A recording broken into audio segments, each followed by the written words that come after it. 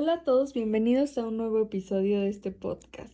Hoy vamos a hablar sobre algo que nos afecta directamente a la seguridad de nuestras construcciones, las normas técnicas complementarias de seguridad estructural en edificaciones. Y para ello tenemos con nosotros al arquitecto Leonardo. Bienvenido y gracias por acompañarnos.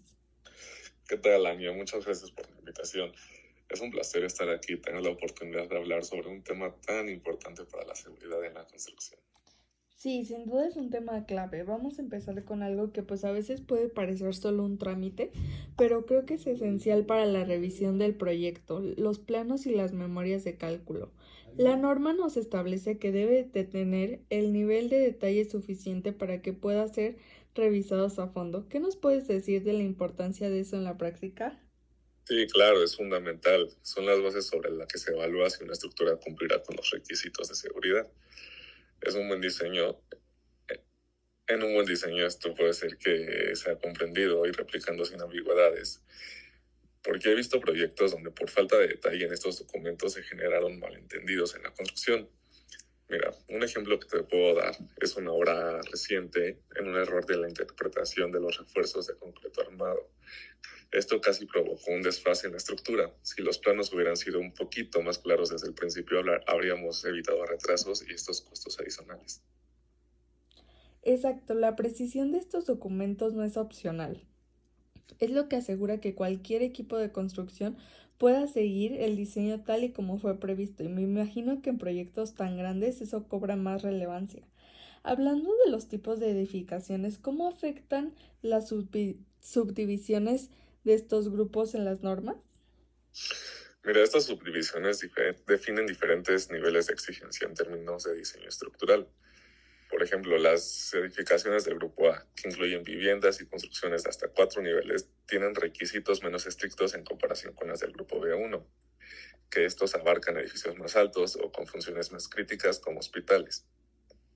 En el grupo B2 es aún más demandante, pues incluye una estructura esencial para la infraestructura urbana, como pueden ser puentes o edificios de emergencia. Y en un hospital, por ejemplo, no solo se busca que el edificio no colapse en un sismo, sino que siga funcionando durante y después del evento. Claro, porque en un hospital la falla sería devastadora, ¿no?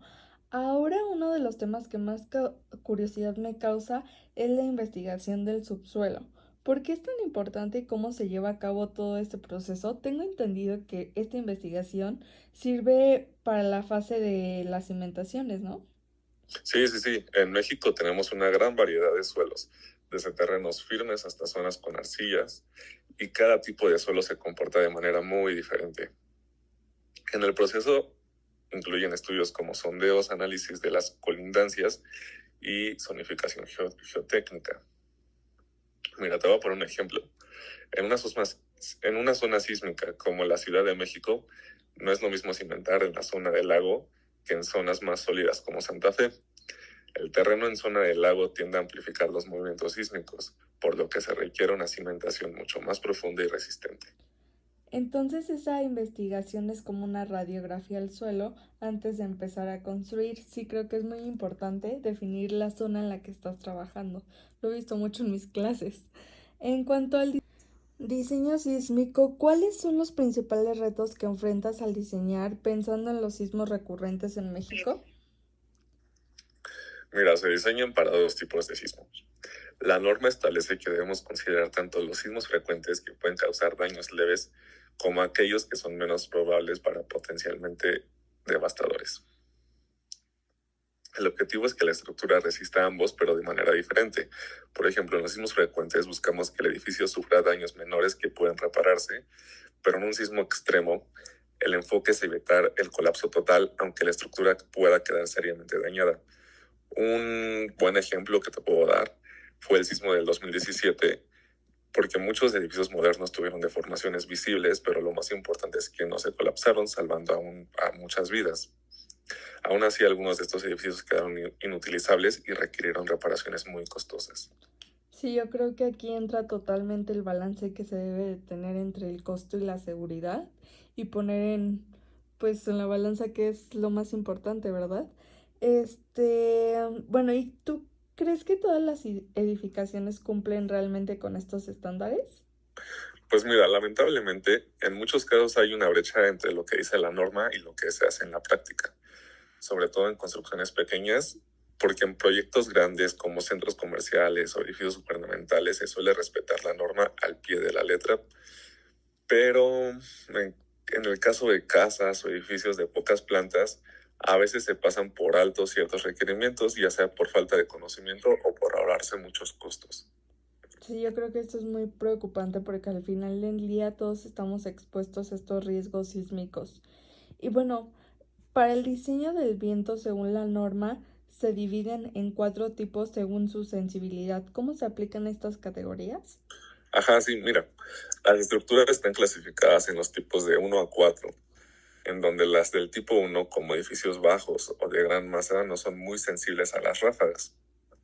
Pero conforme vamos avanzando hacia las del tipo 2 y 3, que estas ya son estructuras más esbeltas como torres o edificios altos, la sensibilidad aumenta. No solo sienten las ráfagas de corta duración, sino que pueden generar fenómenos como remolinos de aire.